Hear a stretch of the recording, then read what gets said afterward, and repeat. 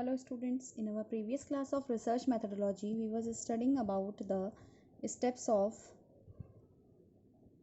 hypothesis testing, right?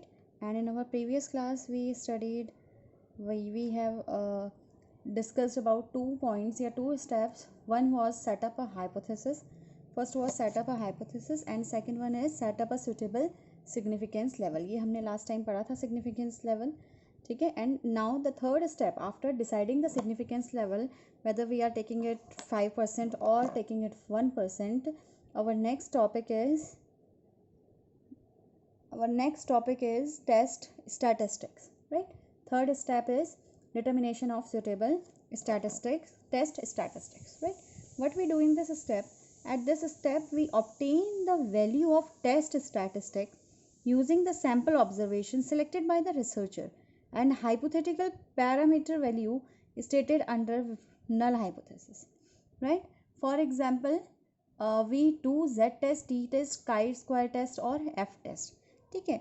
What we do इस step में हम क्या करते हैं, सैम्पल ऑब्जर्वेशन जो सिलेक्ट कर रहे होते हैं रिसर्चर ने, ठीक है, उसके बेसिस पे हम क्या करते हैं, वैल्यू टेस्ट स्टैटिस्टिक की वैल्यू फाइंड आउट करते हैं.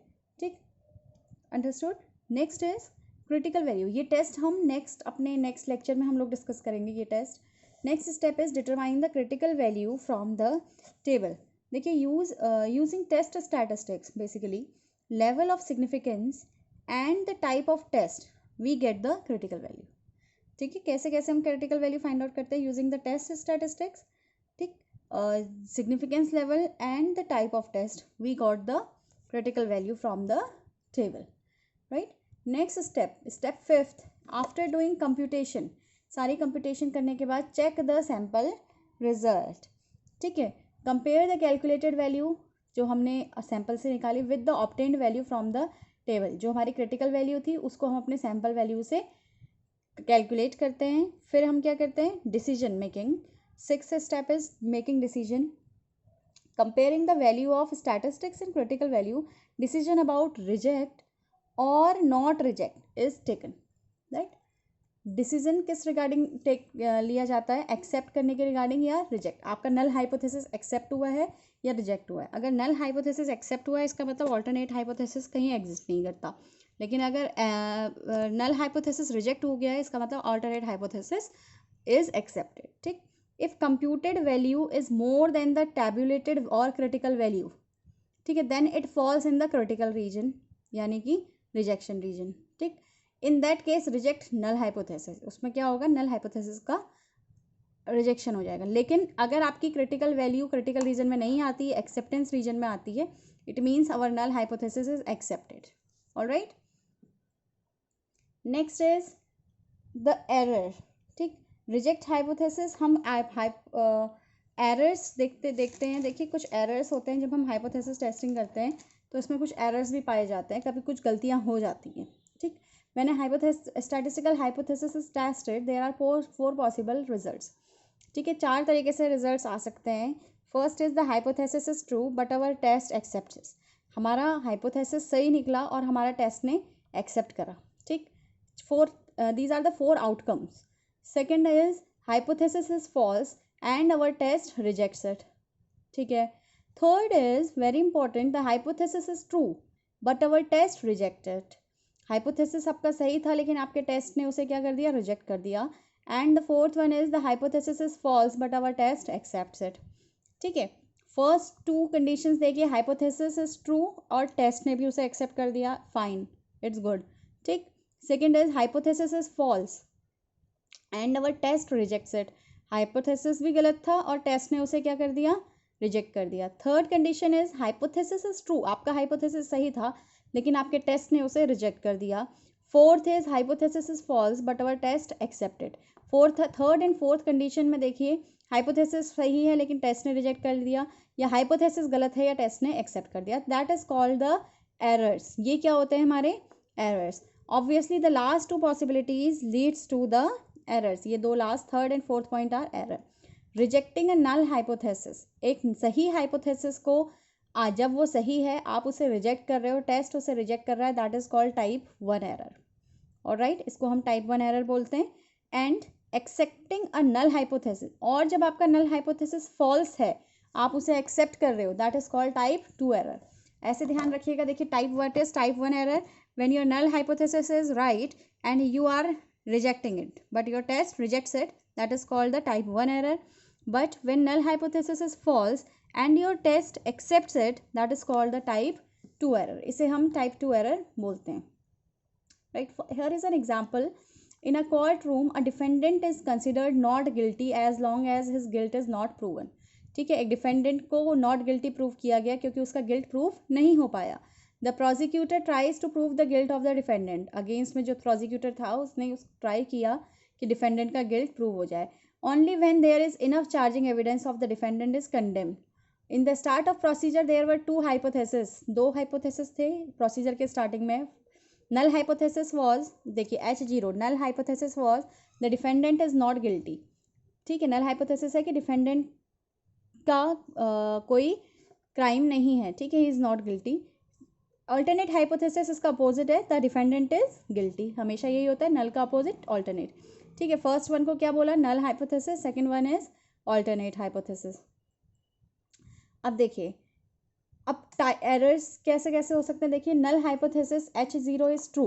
When null hypothesis is true he is not guilty. और एक्सेप्ट, नल हाइपोथेसिस एक्सेप्ट हो गया तो राइट डिसीजन, सही है.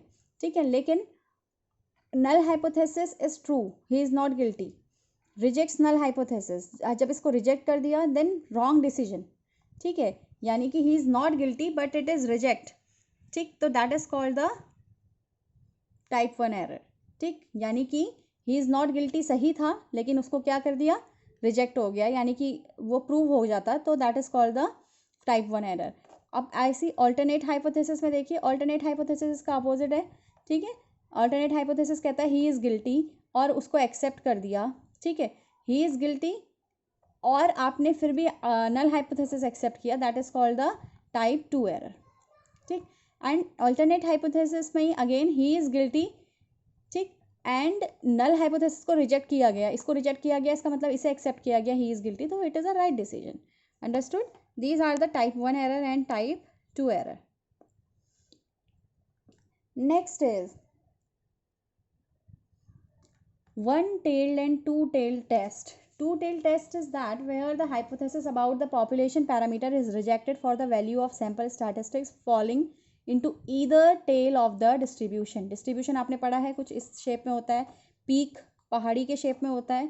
ठीक है ना, तो अगर आपका जो पॉपुलेशन पैरामीटर इस कारण से रिजेक्ट हुआ है कि आपकी वैल्यू ऑफ सैंपल, जो आपकी सैंपल वैल्यू है वो उसके दोनों एंड्स में आ रही है, उस टेल के दोनों एंड्स में आ रही है, that is called two tailed error. ठीक है, but when the hypothesis about the population parameter is rejected for the value of sample statistic falling into one side tail of the distribution, then it is called one tail test.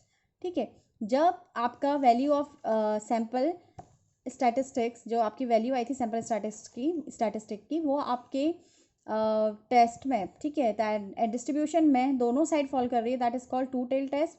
And जब वो एक side fall कर रही है, that is called one tail test. If the rejection area falls on the right side, then it is called right tail test. ठीक, on the other hand, if the rejection area falls on the right side, that is called the left tail, sorry, if the rejection area falls on the If the rejection area falls on the right side, then it is called right tail test. On the other hand, if the rejection area falls on the left side, then it is called the left tail test. Now you can understand this with this figure. देखिए, one tail and two tail test. ये देख सकते हो आप, one tail test. ठीक है, again one tail test, right, left side and right side, right? Critical value आपकी क्या है, इस साइड फॉल कर रही है. क्रिटिकल वैल्यू अगर आपकी it is falling on right side और the left side, that is called the one tail test. But अगर if the critical value falls on the both the sides, critical value falls on both the sides, that is called the two tail test. Like you can see this through an example. देखिए, hypothesis, null hypothesis says the sample value is greater than 3. Greater than 3 यानी कि 0 से 2 इधर है, 2 इधर है, equal to और greater than 3, तो यानी कि इट इज़ 1. ये आपका इस एरिया में आ गया जो कि आपका क्रिटिकल वैल्यू था, क्रिटिकल रिजेक्शन एरिया था, ठीक है। Again rejection hypothesis, sorry, alternate hypothesis says that it is less than 3, ठीक है। तो ये तो हम ये it is saying that it falls here. Again you can see it is saying null hypothesis says that it is less than or equals to 3, ठीक है, then it falls in right side, right. Again in the last one it says that it is equals to 3. equals to 3 का मतलब वो यहाँ भी हो सकता है, वो यहाँ भी हो सकता है, ठीक है। तो that is called the two-tailed and one-tailed test.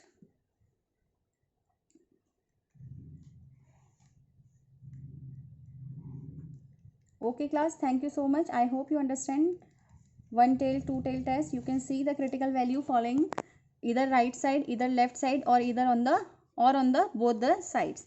ये आप देख सकते हो, null hypothesis, null hypothesis, null hypothesis is greater than 3, यानी कि ये माइनस से यहाँ से स्टार्ट होता है, जैसे -1 0 -1 -2 -3, ठीक है, और इधर +1 +2 +3. अब ये जो स्टार है, स्टार सेज दैट इसके बाद का एरिया क्या है, आपका क्रिटिकल एरिया है। क्रिटिकल एरिया का मतलब हो जाता है कि आपका ऐसा रीजन जो आपके रिजेक्शन में आएगा, ठीक है। अब आपकी value that is null hypothesis is more than 3, it means it comes under the rejection reason.